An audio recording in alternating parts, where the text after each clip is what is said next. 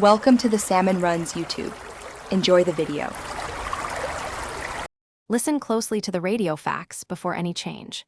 Classic Bluetooth uses 79 channels from 2402 MHz to 2480 MHz, spaced 1 MHz.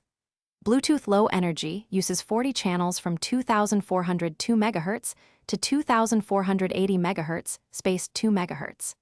BLE advertising occurs on channels 37, 38, and 39 at fixed frequencies within that range. You cannot arbitrarily shift those physical RF frequencies without modifying the controller firmware or using external radio hardware. Understanding channel counts and exact megahertz is essential before attempting any controller or SDR work. The only practical method is to change the Bluetooth controller firmware or use an external SDR device. You must modify the Bluetooth controller firmware or use an external SDR like HackRF to transmit on non-standard channels.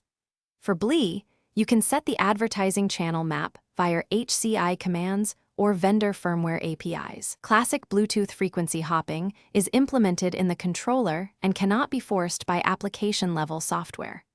Prepare to work with vendor tools, HCI access, or legal radio hardware when you proceed with changes. First, enable HCI mode and connect with USB, UART, or vendor debug interface to the controller. Enable HCI mode, connect via USB or UART to the controller and issue vendor commands to change radio parameters. For BLE, set the advertising channel map to include or exclude channels such as 37, 38, and 39 using firmware APIs.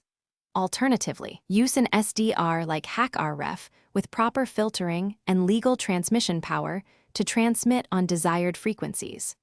Always follow regulatory rules and restore original firmware after testing is complete. Thanks for watching. Consider subscribing if we helped you.